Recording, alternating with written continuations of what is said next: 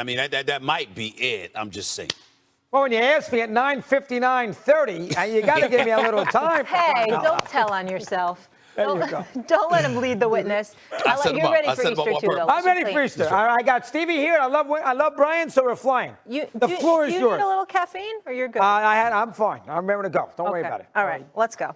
Just like the Warriors did last night. Jimmy Butler, Steph Curry, and the Dubs held off the Memphis Grizzlies 121-116, locking up the number 7 seed in the Western Conference playoffs and a first-round matchup against the number 2 seed Houston Rockets. The Grizzlies, who were briefly without star guard Ja Morant due to an apparent ankle injury, play the winner of Wednesday's Dallas Mavericks Sacramento Kings contest Friday.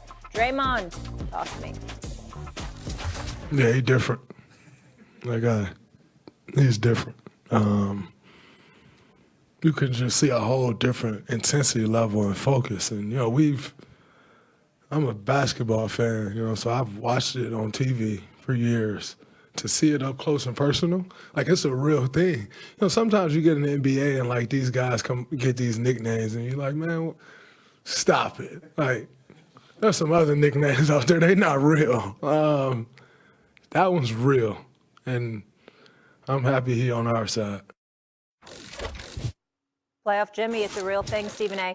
Did Golden State take it, or did Memphis lose it? Listen, you don't want to take any credit away from the Golden State Warriors. Let me be very, very clear about that. Steph Curry was spectacular, especially late. Jimmy Butler was spectacular. Draymond Green had, I think, double digits in assists, and obviously he was doing what he does defensively. Give the Warriors all the credit in the world, but in the same breath, let's make sure we understand partially anyway what happened. Ja Morant did get hurt. And if Ja Morant, considering some of the plays that he was making, had remained healthy throughout, considering the fight that Memphis put forth, which is what we were talking about yesterday, the way they fought these guys, they started off strong, faded a little bit, started off strong again in the third quarter, faded a little bit, but kept coming back, wouldn't go away. You look at Desmond Bane and what he was doing. Jaren Jackson came alive a little bit late. You saw what Ja Morant and how he tried to play through the obvious pain from that ankle, that ankle injury. And then you got to think about the fact that Brandon Clark isn't there, who's a big cog for them. I would just look at it from that standpoint, not taking anything away from the Golden State Warriors, but you did find yourself saying, especially in the end, if Ja Morant had not gotten hurt, we might be saying something different this morning.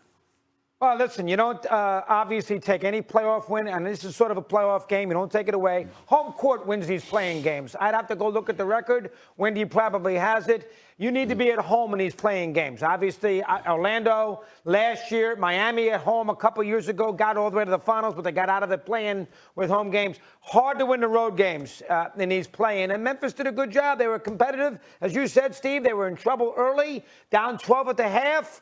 Trouble in the third quarter, got back in the game and had a chance to win with a minute to go. So from that standpoint, I give Memphis some credit. They will definitely beat Dallas and Sacramento. They're going to play Oklahoma City in that first round. They're not beating Oklahoma City.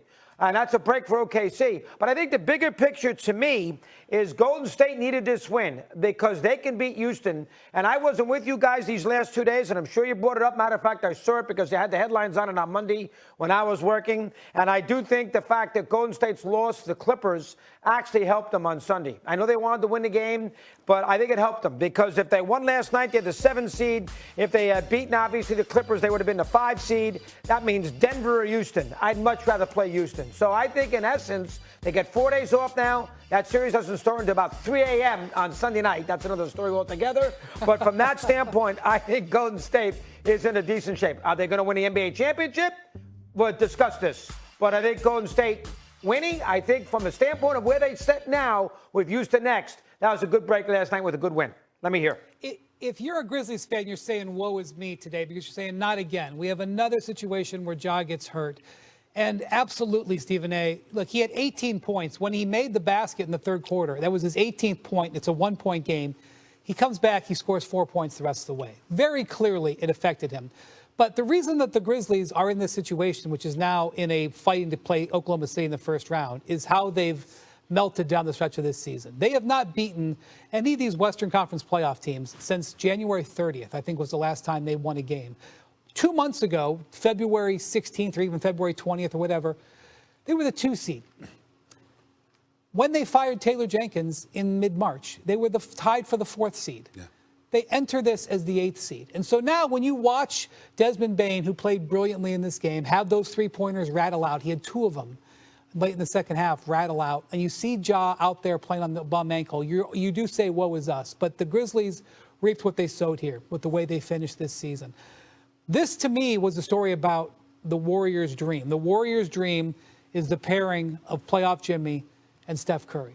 These two guys fit together so well because their skill sets enable each other to thrive. And we saw that in this game. Jimmy Butler knows that there was going to be a bunch of pressure to start the game. Steph Curry is out there wearing a modified cast on that thumb. You know it's affecting him. He scores 36 points in the first 3 quarters of this game. Attacking. Stephen A., since the day he got there, you were talking about free throws? 18 free throws. It's not an elimination game, but essentially it is. In a single elimination game, Jimmy Butler gets 18 free throws, and it opens the door for Steph Curry to have the energy in the 4th quarter where he scores 15 points and has the energy to run 3 miles in this game. The most he's run in a game this season because Jimmy Butler shares the load. A couple of things before we go back to Molly. First 29 games of this year, guys, in a Warriors uniform, Jimmy Butler never shot the ball more than 17 times. Last 2 games, season finale against the Clippers, play-in tournament last night, he took more than 20 shots. And, oh, by the way, he got to the free throw line 27 times. Think about that for a second. As I repeatedly stated, this is what makes Jimmy Butler so special for Steph Curry and for Steve Kerr. Because you don't have to spell for Steph Curry nearly as much as you thought you would or you had to do in the past, because this brother gives you a break because he allows you to get a breather so often. And by the way, if you don't want to take him out, what you could do is call Jimmy Butler's number, get to the free throw line. Steph needs a break, but we don't want to call a timeout. Get to the free throw line. And this brother can do it with ease. This is part of what has made them so special right now and such a huge, huge threat in the Western Conference. Absolutely. Guys, based on the simple fact of what you were just saying, Wendy, in terms of how they complement each other, and both Steph and Jimmy scoring 35-plus last night, I'll come to you on this, Mad Dog. Do you think this Warriors team can get to the Western Conference Final? No, I do not. They're older. They're a 2-pronged offensive team. I think they got the right matchup. Now, Houston's going to hear this, that the whole world thinks Golden State's going to win. I didn't look at the odds yet, but I bet I'll have one of our guys do it.